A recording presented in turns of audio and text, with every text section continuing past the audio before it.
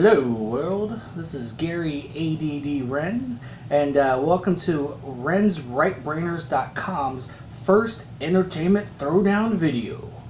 The theme for this month of October, of course, is the horror genre, so we will watch clips from two great vampire movies as they go head to head, and I will try to determine which one is quote-unquote better. Now, if you haven't seen the movies, beware, there are spoilers ahead. Let's take a look.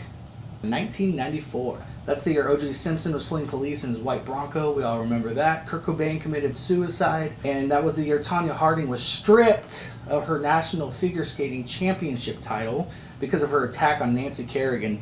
Well, speaking of stripping, neither actor in the movie strips, so thank you, Tom and Brad. So if you haven't seen it, the movie's about Louis, a vampire created by Lestat. Lestat was the main character in a whole bunch of Anne Rice novels. So 150 years or so later, after Louis becomes a vampire, that's Brad Pitt, this is kind of like the tale of everything, and that's the whole premise of the movie.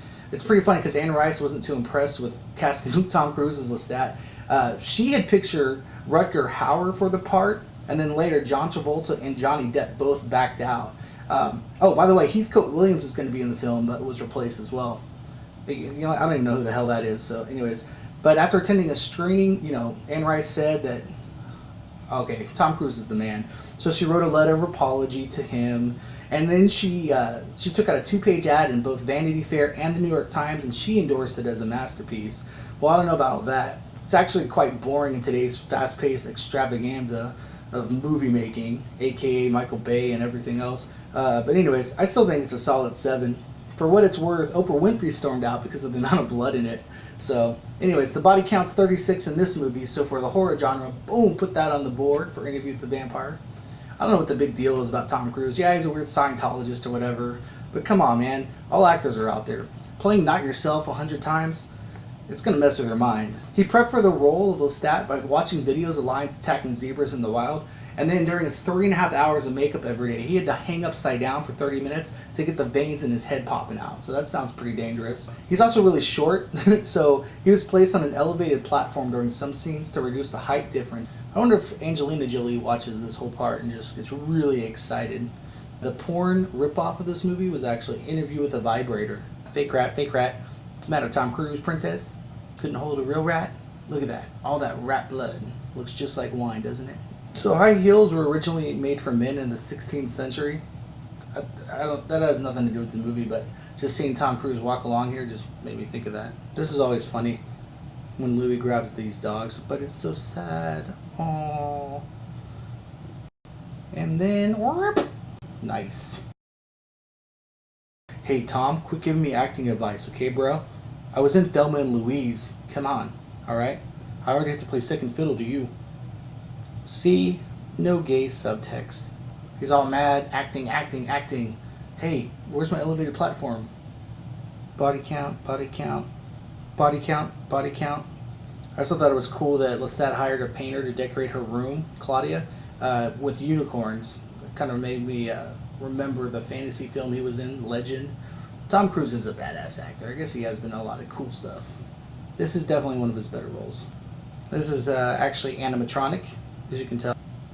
Tom Cruise before the 3.5 hours of makeup. I know you could put hats on pretty tight, and I'm not downplaying the supernatural powers of vampires, but I don't know. I still think gravity would apply, right? I think the hair and cape should have fallen down here. We are not gay here, but here's a special invitation to my nightclub. Don't cut your nails. I wonder if he's reacting to the fire or just imagining the sex scene with Halle Berry that was coming up in his career, Nuge. I don't know of any god. There is no god that would let mortal human beings make such ridiculously high sums of money for such low quality acting. Don't tell me there's an action scene in this movie.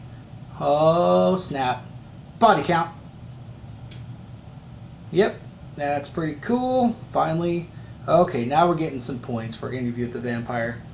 Too bad we had to wait like almost 2 hours to see an actual action scene. It's not Die Hard or anything, but...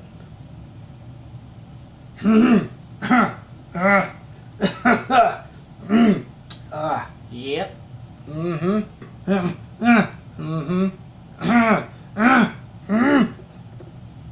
We still never made out, Louis. I'm ready. Here comes Tom Cruise's. Oh, big acting moment. Oh, he's shuffled across the floor. Okay. I don't know what face that was, if you know what I mean. So I guess during all that recovering, he got a license. Actually, that makes a lot of sense if you consider the drivers nowadays, I guess. This was the first film production that was ever given permission to close down 2 lanes of traffic on the Golden Gate Bridge. So this movie, I guess technical merits wise, it was nominated for 2 Academy Awards, Best Art Direction and Best Score, but it did win a Razzie for Worst Screen Couple for, we'll call them Tom Pitt and Brad Cruz. All right, The Lost Boys. I love this movie. It's awesome. Jason Patric, Diane Weiss, Corey Haim, Kiefer Sutherland, Jamie Gertz, Corey Feldman. Sounds like a dais for a Comedy Central 1987 roast, I know. The movie actually wasn't very big. It wasn't taken very seriously at the time, but now it seems like a little badass, little rock and roll vampire film. So they move to California. They find out there's this group of Lost Boys that are vampires. At this point, we won't try to discuss the gay overtones, but you know what? It was a Joel Schumacher film, and he is an outwardly gay director. I'm sure you remember his close-up crotch shots of Robin and Batman, or the colorful world he made in Batman Forever, Batman and Robin. He did make some cool films. He did direct, Phantom of the Opera, Time to Kill, Falling Down, Flatliners. Good director. This is one of his earlier movies. The original screenplay was about a bunch of Goonie-type 5th, 6th grade kid vampires, with the Frog Brothers being chubby 8-year-old Cub Scouts. But Joel Schumacher hated the idea, told the producers he would only sign if he could change them to teenagers, so he thought it would be more sexier and more interesting, quote unquote. 1987, so Prozac came out, The Simpsons started the first season, Alf was the biggest show on TV. Oh, I love that ride. Whoa, bro, that shirt's so 90s. You're way ahead of your time. Oh, look, that guy was totally like, bro, I was into Lost Boys. I promise you. Aw, brotherly love. Gotta love it. Acting! Hey, I'm the head vampire. I dress hip. Did you know that it's against the law to have a pet dog in Iceland? Crazy, huh? Whoa, wait a second. Wait a second. Sam's supposed to be a serious comic book collector. Hang on a second. You do not pick up a comic at the middle of the spine.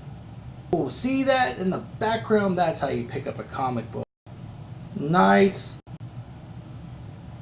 Yep. What the hell is that? Hey, Michael. So this doesn't look like the Goonies hideout, right? No, it doesn't. I'll take that. Oh. That's right. Acting. Hey, look. I am Jim Morrison. There we go. I used to do the same thing when I was a little girl. Oh, yeah, that's a vibration. Oh, yeah. I smell peanut butter. So I like how they walked up a hill to get here instead of flying. By the way, did you know that the word clitoris in Greek means hill? Look at the fence here. Broken. Mended. Broken. Mended. Oh, it's cute. Okay, The Lost Boys does definitely get a point on the scoreboard for this part. Check this out. When a vampire bites it, it's never a pretty sight. No 2 bloodsuckers go out the same way. Some yell and scream. Some go quiet.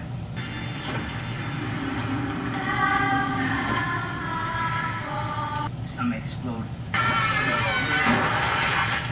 Some implode. But all will try to take you with. One thing about living in Santa Carla I never could stomach. All the damn vampires.